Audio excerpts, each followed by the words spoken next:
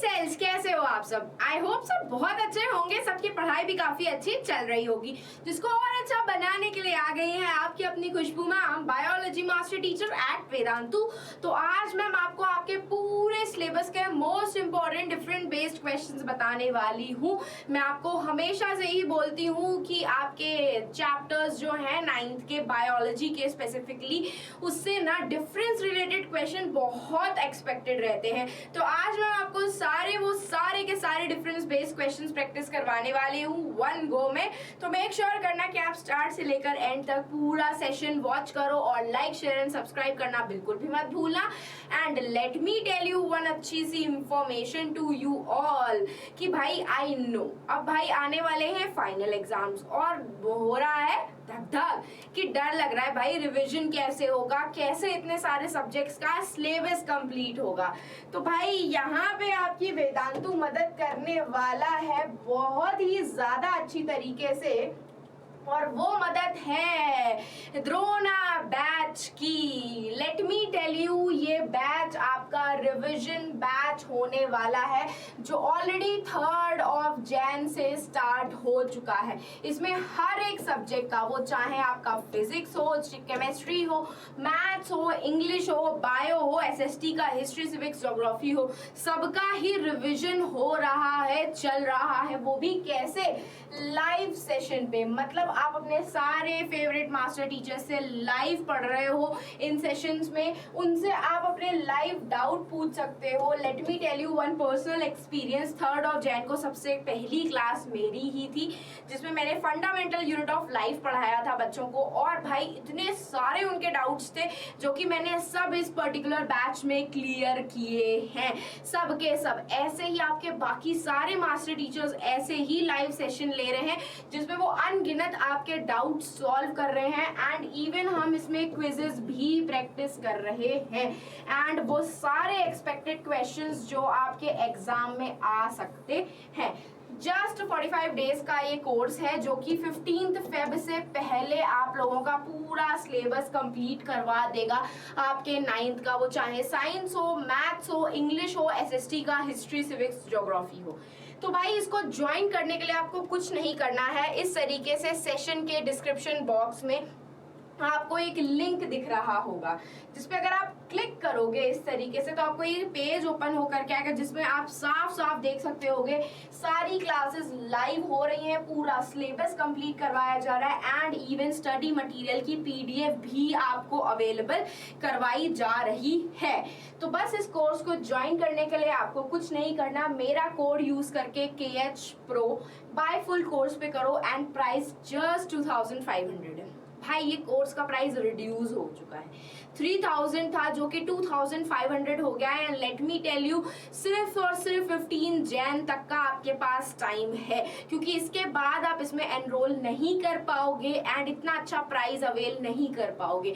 आप साफ साफ देख सकते हो लिखा हुआ है क्लासेस सारी की सारी आपकी क्या हो रही हैं, लाइव हो रही है। कैसी क्लासेस हो रही है? लाइव हो रही है, लाइव क्विजेस सॉल्व कर रहे हैं एंड इवन लाइव आपके डाउट सॉल्व हो रहे हैं विद लाइव प्रैक्टिस क्वेश्चंस के साथ। तो अभी भी आप चाहते हो अपने फाइनल एग्जाम्स में फोड़ना तो जल्दी से जाओ उस लिंक को क्लिक करके मेरा कोड यूज करके KH Pro इसको अवेल कर सकते हो। आपका सारा का सारा टेंशन यही एंड होने वाला है। चलो तो let's start our session with another surprise कि अगर आपको इसके अलावा free of cost mock test paper practice करने हैं तो आप वो भी कर सकते हो। इसका लिंक भी आपके द्रोणा क्रैश कोर्स के जस्ट बिलो ही लिंक अवेलेबल है, उसको क्लिक करके आप ज्वाइन कर सकते हो। And let me tell you, तो भाई 0 रुपीज का है, ठीक है। तो चलो let's start our session with the प्यारा सा motivational quote, if your dreams do not scare you they are too small. Exactly भाई, अगर आपका ये ड्रीम है कि 9th क्लास में आपको अच्छे मार्क्स लेकर के आने हैं और उससे आपको डर नहीं लग रहा कि कैसे लेकर के आओगे, तो आई डोंट थिंक सो कि आपका ड्रीम इतना बड़ा है भाई।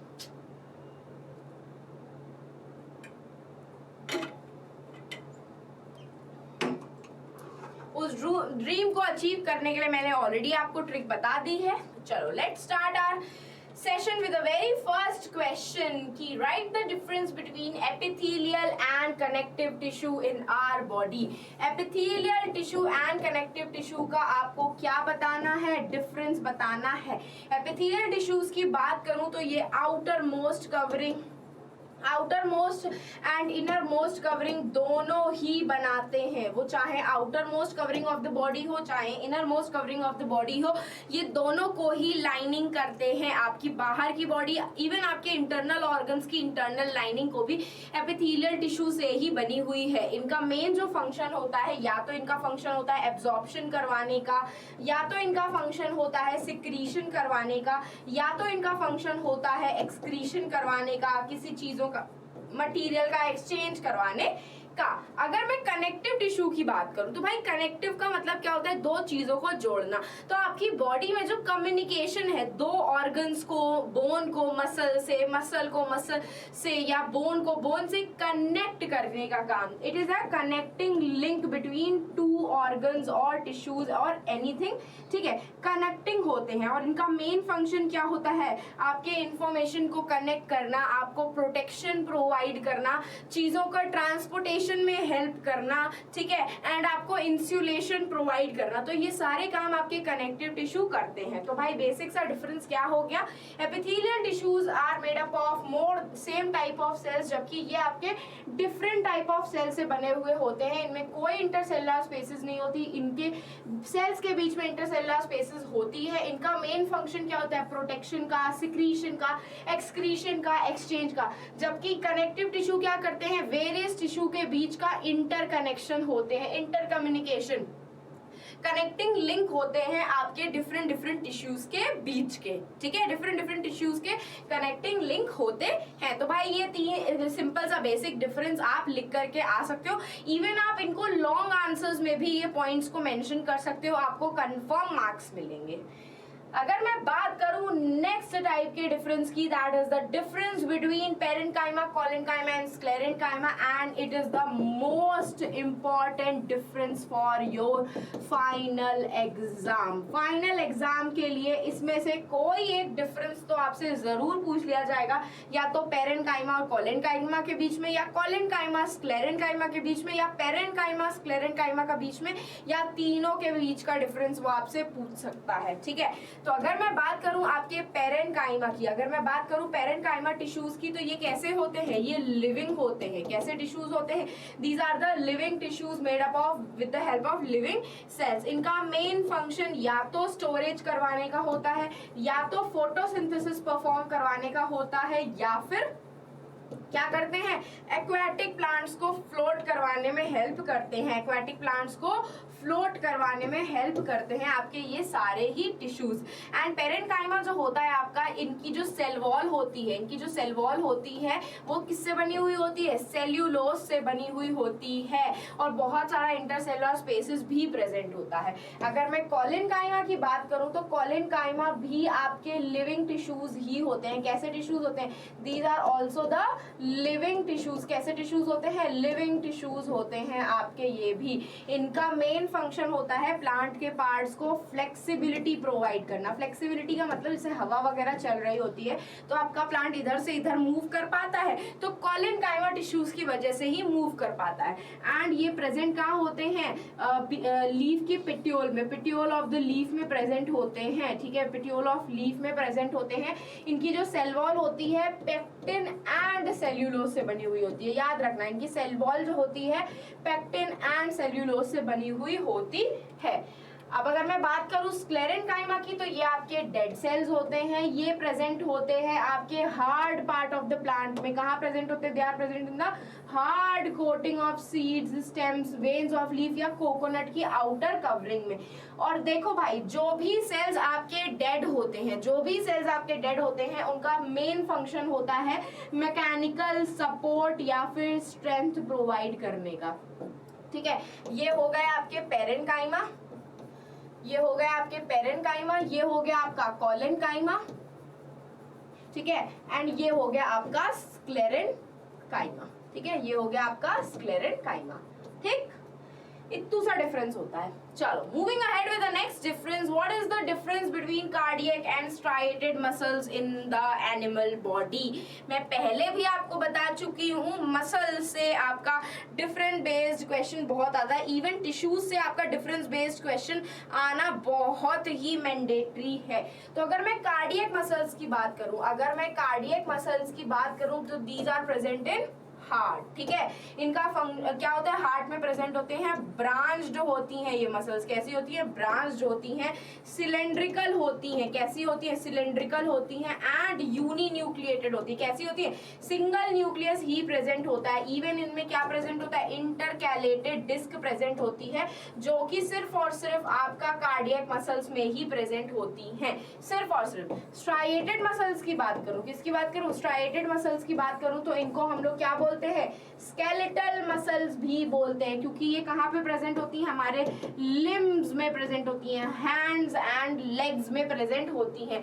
ये कैसी होती हैं, सिलेंड्रिकल शेप की होती हैं, लेकिन कैसी होती हैं, अनब्रांच्ड होती हैं। कैसी होती हैं, दीज आर अनब्रांच्ड, ब्रांचेस नहीं प्रेजेंट होती है, एंड मल्टी न्यूक्लिएटेड होती है। मल्टी न्यूक्लिएटेड मतलब बहुत सारे न्यूक्लियस प्रेजेंट होते हैं। क्या होते हैं, बहुत सारे न्यूक्लियस प्रेजेंट होते हैं, मल्टी न्यूक्लिएटेड होती है। इनका मेन फंक्शन क्या होता है, वॉलेंट्री एक्शंस को कंट्रोल करना, ठीक है।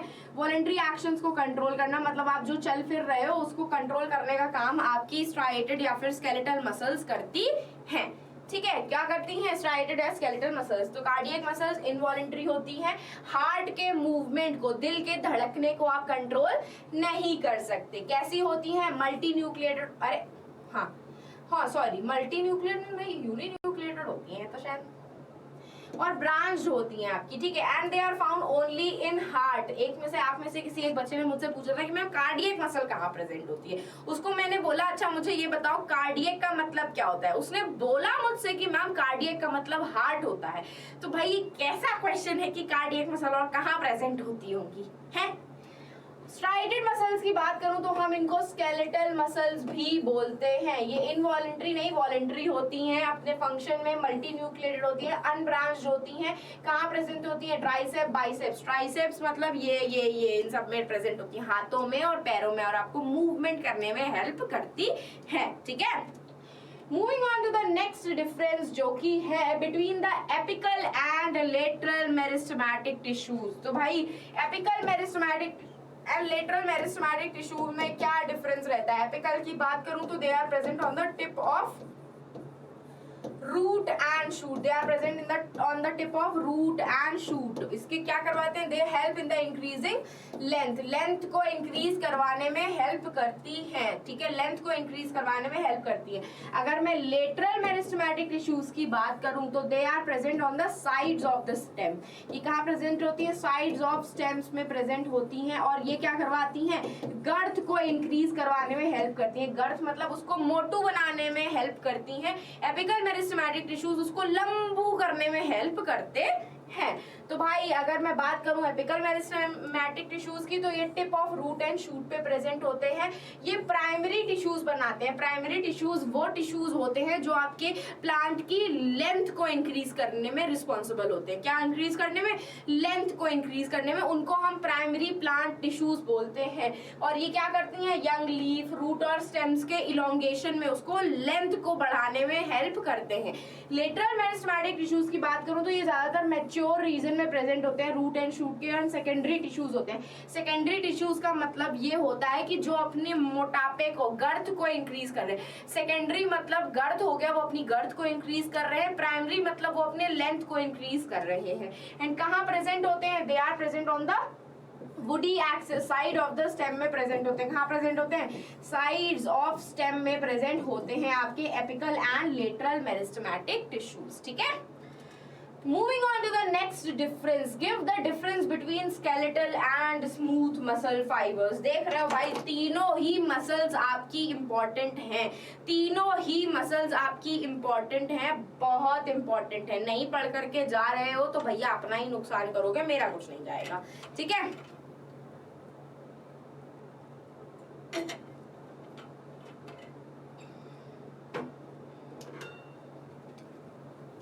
Give the difference between skeletal and smooth muscle fibres, तो स्केलेटल जो होते हैं उनको हम क्या बोलते हैं, स्ट्राइएटेड मसल फाइबर्स भी बोलते हैं। क्यों? क्योंकि इनमें light and dark bands present होते हैं। ठीक है, light and dark bands present होते हैं। कैसी होती हैं? सिलेंड्रिकल शेप की होती हैं ये सारी की सारी मसल्स, एंड मल्टी न्यूक्लिएटेड होती है। बहुत सारे न्यूक्लियस प्रेजेंट होते हैं इनके अंदर। इनका फंक्शन क्या होता है? वॉलेंट्री एक्शंस को कंट्रोल करना। They perform the voluntary actions, they perform voluntary actions. अगर मैं बात करूं आपके स्मूथ मसल फाइबर्स की, अगर मैं बात करूं स्मूथ मसल फाइबर्स की, तो ये क्या होते हैं? ये स्पिंडल शेप्ड होती है। कैसी होती है? These are spindle shapes and uninucleated. एक ही न्यूक्लियस प्रेजेंट होता है, यूनी न्यूक्लिएटेड होती हैं।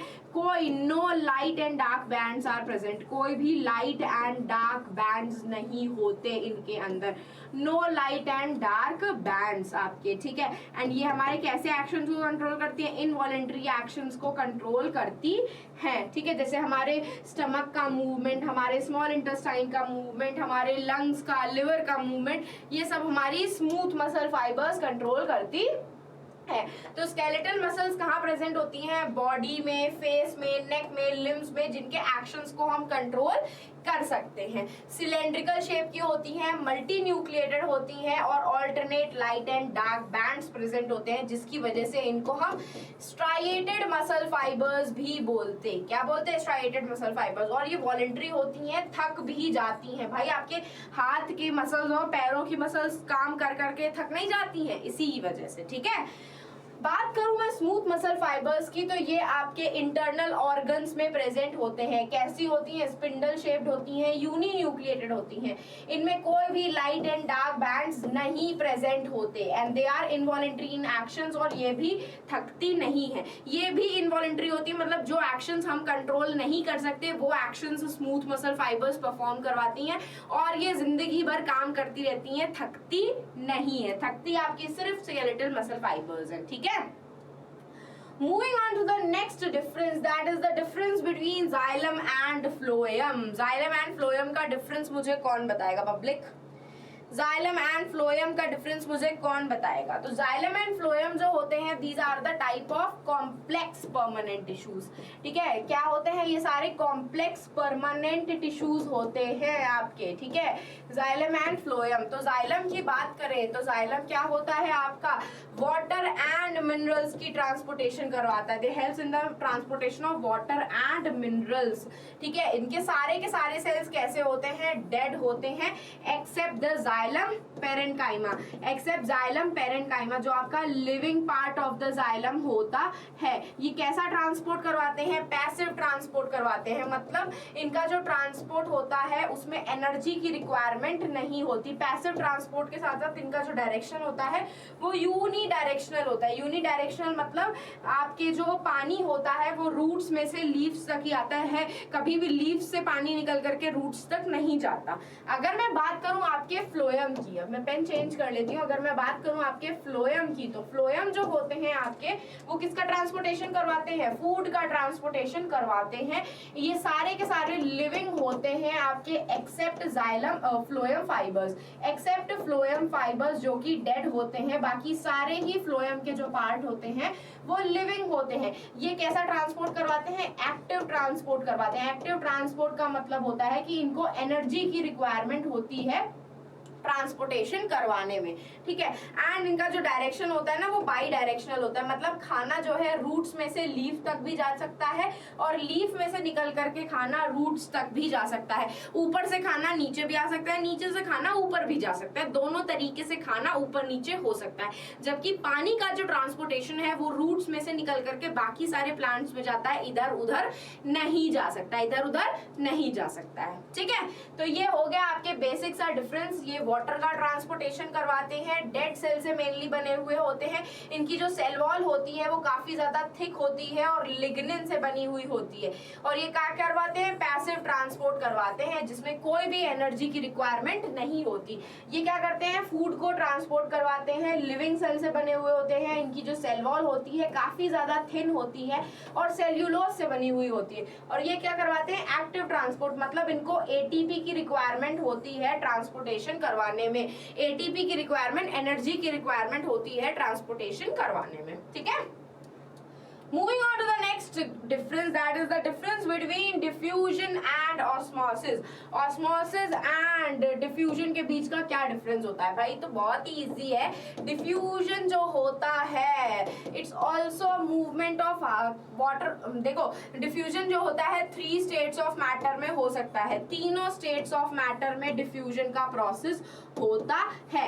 No semi permeable membrane required, कोई भी semi permeable membrane की requirement आपके डिफ्यूजन में नहीं होती है, ठीक है, कोई भी रिक्वायरमेंट नहीं होती। और सबसे फास्टेस्ट जो डिफ्यूजन रहता है वो गैसेस में रहता है, ठीक है, किस में रहता है? गैसेस में रहता है। अगर मैं बात करूं आपके ऑस्मोसिस की, अगर मैं बात करूं ऑस्मोसिस की, तो ऑस्मोसिस सिर्फ लिक्विड स्टेट में होता है। किस में होता है? सिर्फ और सिर्फ लिक्विड स्टेट में होता है। एंड इसके लिए सेमी परमिएबल मेम्ब्रेन की रिक्वायरमेंट होती है। Require the semi permeable membrane, एक सेमी परमिएबल मेम्ब्रेन की रिक्वायरमेंट जरूर होती है आपके ऑस्मोसिस प्रोसेस के लिए। एंड इसका भी मूवमेंट हाई कॉन्सेंट्रेशन से लो कॉन्सेंट्रेशन में होता है, लेकिन एक सेमी परमिएबल मेम्ब्रेन की रिक्वायरमेंट होती है इसमें, ठीक है।